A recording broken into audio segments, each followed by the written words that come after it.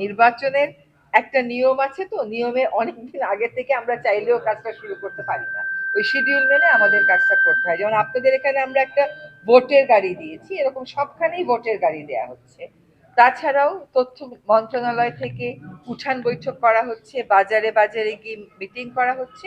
আপনারা দেখবেন যে আমাদের সংস্কার প্রস্তাবনাগুলোতে আসলে কি আছে, এগুলোতে হ্যাঁ ভোট দিলে লোকে কি পাবে আর না ভোট দিলে লোকে কি পাবে, সেটার ব্যাপারে বিস্তারিত জনসংযোগের আমরা পরিকল্পনা চূড়ান্ত করে ফেলেছি।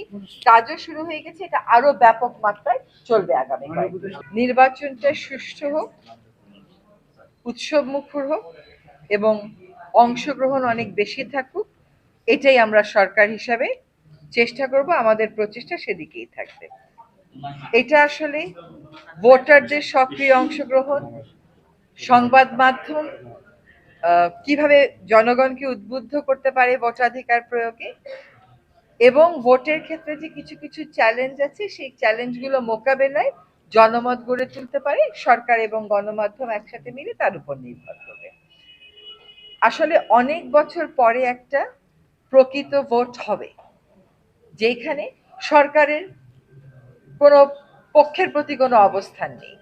মানুষ নির্ভয়ে সব জেনে বুঝে তার ভোটাধিকারটা যেন প্রয়োগ করতে পারে, সেটাই আমাদের প্রচেষ্টা থাকবে। আমরা যে এই ভোটের আয়োজনটা করছি, এটা করছি মনে রাখতে হবে প্রায় 16 বছরের একটা স্বৈরাচারী শাসনের পতনের ফলে। একটা স্বৈরাচারী শাসন ব্যবস্থা যখন থাকে, তখন সকল ব্যবস্থাতেই তার লোকজন ঢুকে পড়ে, মনস্তত্ত্ব ওরকম হয়ে যায়। সেটার বিপরীতে দাঁড়িয়ে আমরা এই নির্বাচনটা আয়োজন করছি একটা গণ অভ্যুত্থানের শক্তির উপর দাঁড়িয়ে। সেখানে পরাজিত শক্তি কিছু বাধার সৃষ্টি করতে পারে, সে বাধাগুলো আমাদেরকে মোকাবেলা করতে হবে। আমার তো মনে হয় পরাজিত শক্তির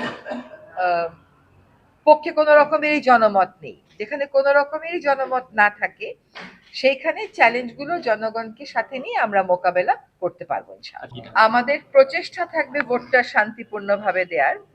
ভোটের সময় বাংলাদেশে বিভিন্ন জায়গাতে, যেহেতু আমরা খুবই রাজনীতিমুখী একটা জাতি, সেখানে একটা উত্তেজনা থাকে। আমরা চেষ্টা করব, এই জন্যই তো আমরা আপনাদের সাথে এবার প্রথম থেকেই এঙ্গেজ করছি, যাতে করে আতঙ্কের পরিবেশটা আমরা সরিয়ে দিতে পারি। এই আতঙ্কটা কেন তৈরি করা হচ্ছে, আতঙ্কটা কারা তৈরি করছে, গভীরে গিয়ে দেখবেন সেই পরাজিত শক্তিই করছে। তো তাদেরকে যদি আমরা একটা গণ অভ্যুত্থানের মাধ্যমে সরিয়ে দিতে পারি, বাকি চ্যালেঞ্জগুলো আশা করি আমরা মোকাবেলা করতে পারবো।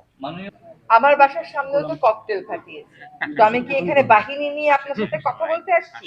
ওই অপশক্তিকে আপনাকে শক্তি দিয়ে মোকাবেলা করতে হবে, আপনাকে ইতিবাচক শক্তি দিয়ে মোকাবেলা করতে হবে। যে কটা প্রশ্ন শুনলাম সবকটাই তো আশা জায়গা নেওয়ার পরিবর্তে ভয় জায়গা নিয়ে এটা তো হইতে পারবে না।